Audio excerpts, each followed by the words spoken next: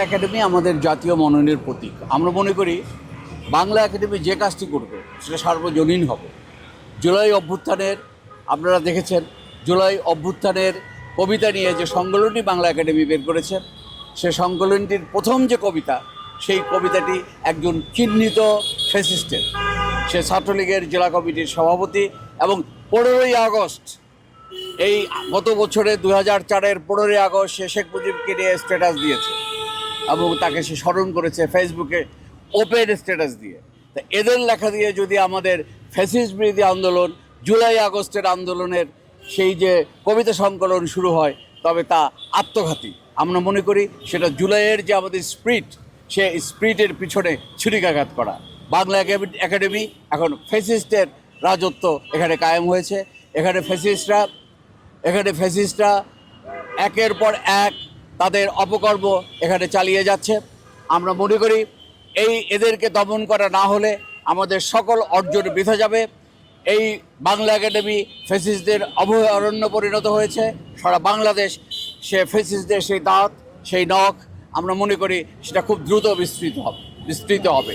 আমরা এখনই মনে করি এই যে সংকলনটি প্রকাশিত হয়েছে, এটি অবিলম্বে প্রত্যাহার করে নেওয়া হোক এবং বাংলাদেশের যারা সিনিয়র কবি, সিনিয়র লেখক, সিনিয়র সম্পাদক আছেন, তাদেরকে নিয়ে একটি কমিটি তৈরি করে সেই কমিটি দিয়ে এই সংকলনটি সম্পাদনা করার ব্যবস্থা করা হোক এবং দ্রুততর সময়ে এটা করা না হলে আমরা আজকে থেকে আন্দোলন আমাদের শুরু হলো, আমরা এই আন্দোলন লাগাতার আন্দোলনে নিয়ে যাব। এর দায়িত্ব বাংলা একাডেমির ডিজি সাহেবও এড়াতে পারেন না, কারণ তিনি সেই সংকলনের প্রধান সম্পাদক। আমরা এর নিন্দা জানাই, তীব্র নিন্দা জানাই এবং যে দুজন সম্পাদক এই সংকলনটির সম্পাদনার সাথে জড়িত আছে, তাদের একজন ফেসবুকে ঘোষণা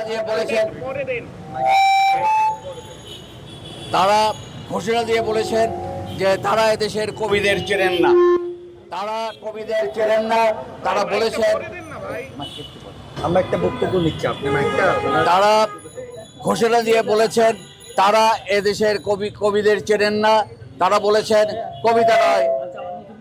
আচ্ছা, আমি একটা আপনারা 5 দফা দাবি জানিয়েছেন, সেই 5 দফা দাবিগুলো একটু সংক্ষেপে যদি বলেন। আমরা খুব ছোট করেই এই বিষয়েই দাঁড়িয়েছি। আমাদের দফাগুলো হলো, যেটা আমরা পরে আনুষ্ঠানিকভাবে বলবো, এখন অনানুষ্ঠানিকভাবে বলছি। অবিলম্বে এই বিতর্কিত প্রকাশনা বাতিল করতে হবে। সংকলনের 2 সম্পাদককে তাদের দায়িত্ব পালনে অযোগ্যতা, ব্যর্থতা এবং সর্বোপরি এ ব্যাপারে ফেসবুকে অশালীন বক্তব্য প্রদানের জন্য জাতির কাছে ক্ষমা চাইতে হবে। 3, জুলাই চেতনা ধারণকারী কবিদের নিয়ে অবিলম্বে একটি সম্পাদনা পরিষদ গঠন করে নতুন করে লেখা আহ্বানের মাধ্যমে একটি সার্বজনীন ও গ্রহণযোগ্য সংকলন প্রকাশ করতে হবে। 4, আগামী 7 দিনের মধ্যে এই দাবি মানা না হলে এর বিরুদ্ধে দুর্বার আন্দোলন গড়ে তোলা হবে। 5, একাডেমিতে ঘাপটি মেরে লুকিয়ে থাকা সকল ফ্যাসিস্টদের বিরুদ্ধে অবিলম্বে প্রশাসনিক ব্যবস্থা গ্রহণ করতে হবে। এ বিষয়ে